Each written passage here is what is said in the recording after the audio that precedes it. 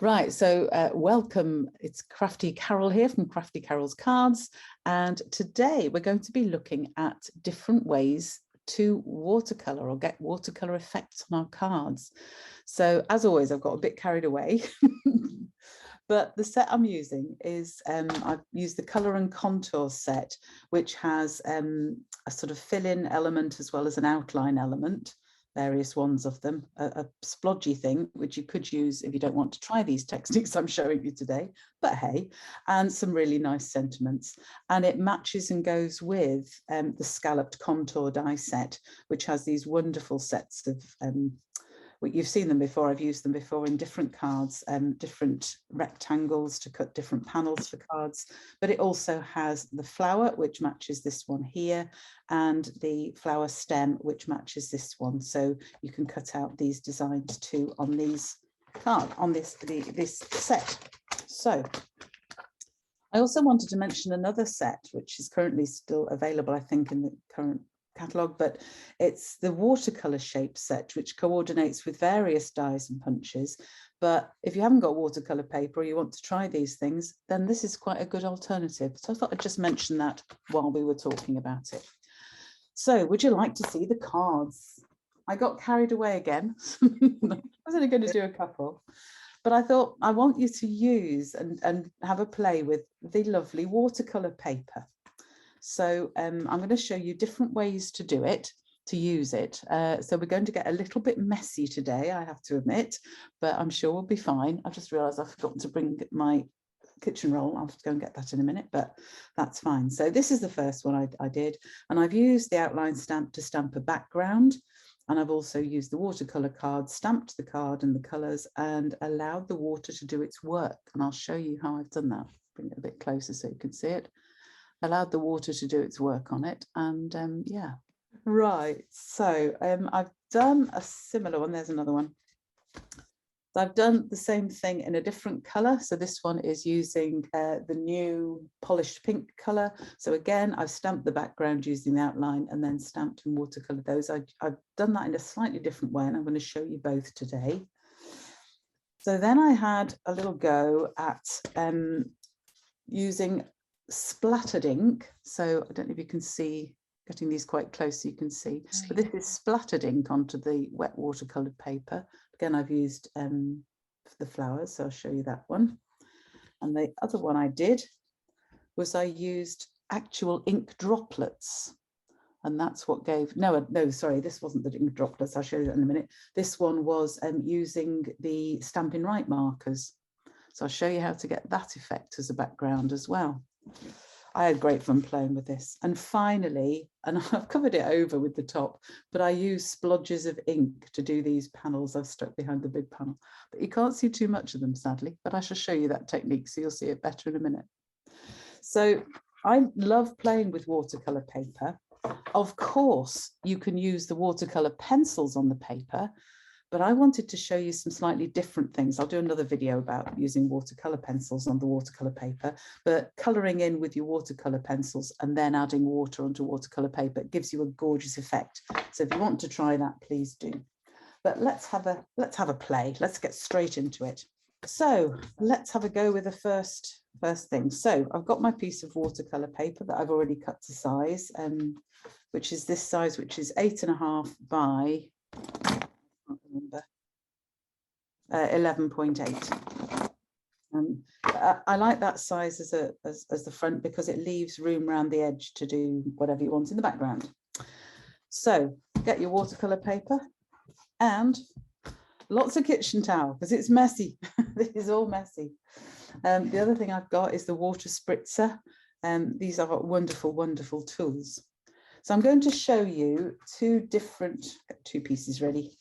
Two different ways to make this type of card where you've got splodgy watercolored flowers.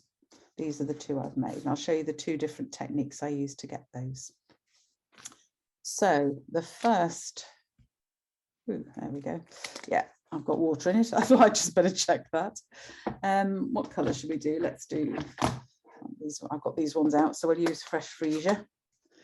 So the first go of this, I am actually going to soak the paper first. So I'm using the spritzer, and I'm going to do this slightly off camera because it's much better for me to get some water sprayed around the room, which can then dry, than soak my craft area. So this is just a little spritzer with a little tiny hole in it. Ooh, it's the Stampin' Up one. So I'm just going to spray to cover, spritz, spritz, spritz, spritz, spritz. So I've actually covered, you can see that, get it all over it, covered the whole sheet of watercolor paper with water. So is it going to show? Yeah, there we go. So you can see the whole paper is now wet with water. So this is the first way to do it. So, I'll have the top back on, there we go. So then I'm just going to get my stamps. This is the filled in stamp. And then I'm just going to splodgy put it wherever I think I'll put it. So I might have one up here, and I might have, dab it off. This is important actually. If you've used this and put it onto a watered paper, make sure you've cleaned off any water before you re-ink it. Otherwise your stamp pad's going to get very inky and watery, which is not good for your stamp pad. So it just looks splodgy at the moment, doesn't it? Of course it does. That's the whole point. So we're just going to let that zoom off a little bit, and then I am going to get my soft succulent, and I'm going to use, this is actually the little stamp that fills in the bud on from the stamp set, but I'm just going to use it to make some leaves. So we'll have a couple over there, and one there, and a couple down here, I think. So splodging, going to let it all hang out, do its own thing, decide what it wants to do. Clean these stamps properly while that just goes on. And then I find you can either leave that to dry, so you just leave it out somewhere where it can dry of its own accord, or if you're impatient like me and you can't be bothered waiting for things like that, you can dry it using a heat tool. And I actually could not find my Stampin' Up heat tool, don't know why, so I've found another one, which I shall use today. Very noisy. So apologies for the horrible noise, but basically when you've dried it, you can see it just looks a bit vaguely splodgy and a bit odd like that. So then, this is the clever bit and the nice bit that I like to do, because it really brings out the whole pattern properly. I'm going to use my outline stamp and just the memento, which I meant to bother. I remember I meant to re-ink yesterday because it's getting a bit dry, but it's going to do.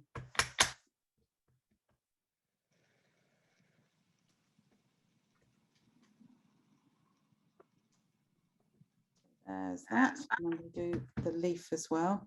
Now this leaf has a sort of side bit which I'm not that bothered about, so I tend not to just stamp that bit.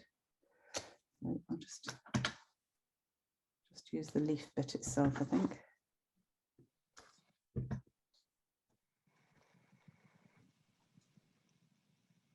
All I'm doing there is cleaning off the ink from the bit of leaf I don't want to use. If I was more careful, I can do it that way and just actually stamp it on the edge of the ink pad, which is much better. So there we go. So that gives you that effect. So I've left some space at the top, haven't quite tried that bit, space at the top for a sentiment, which I can either stamp direct, or on these I've stamped it on a separate bit of Whisper White and then put it on. And if I wanted to add, same on that one, stamped it on a separate piece of basic white and then added it with dimensionals, because I need a bit of dimension in this.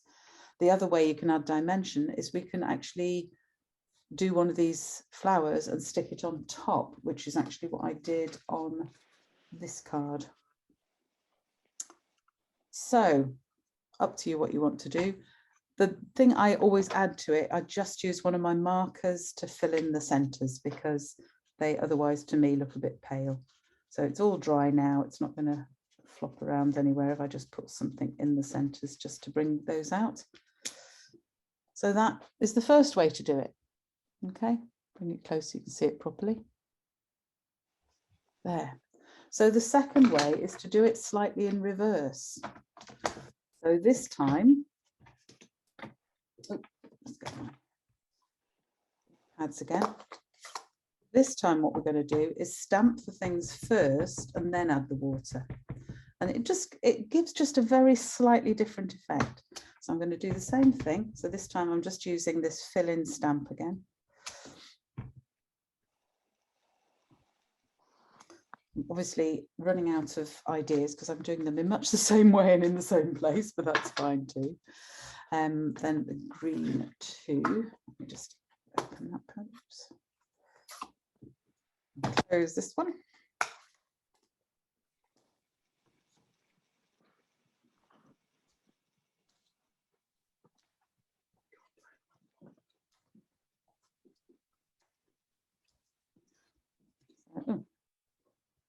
Just the top of that one. There we go. So this is now I've stamped it on just the dry watercolor paper. So you see how it looks very different because obviously it's just stamped like you would stamp on any sheet of paper. But then the beauty comes when you get your spritzer. Now for this one, you want to do it from slightly further away because you don't want big blobs of water landing on it. So you want to do it from a decent distance. I'll try and just show you from here. This is going to get messy because I'm going to spread this water everywhere. But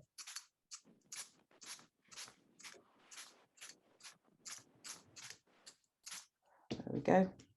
So this time I've stamped it first, then put the water on. Have I got any on that bit? Yes, I have, just a bit. But then I'm going to let the water do its work. And what I've found is that with this one, as you saw, it got very splodgy and it's just formed like a sort of aura of colour, if you like, around the thing.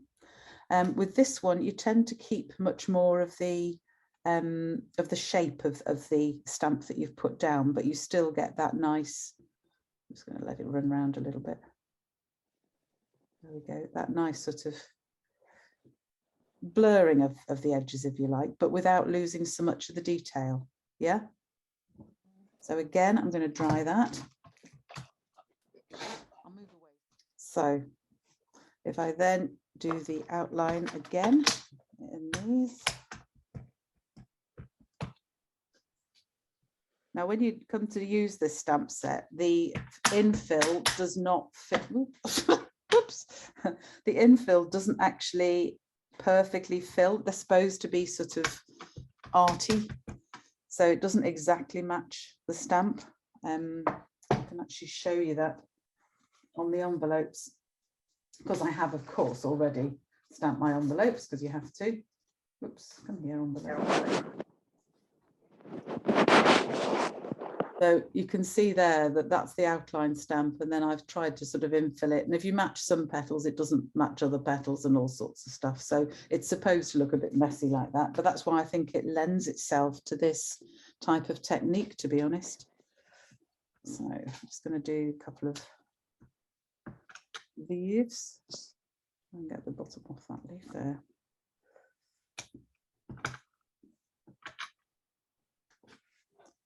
Keep inking the bit of the leaf stamp I don't want to ink. Not being very careful about it. That's it. Be careful, Carol, and then it will work better.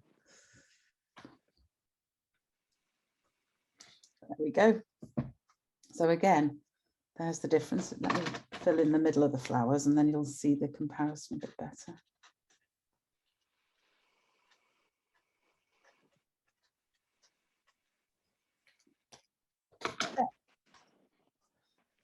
So very similar, but they are slightly different. There's a little bit more shape to the underlying things in this one than there is in this. This goes more vague. If you stamp onto the wet paper, you get a vaguer outline.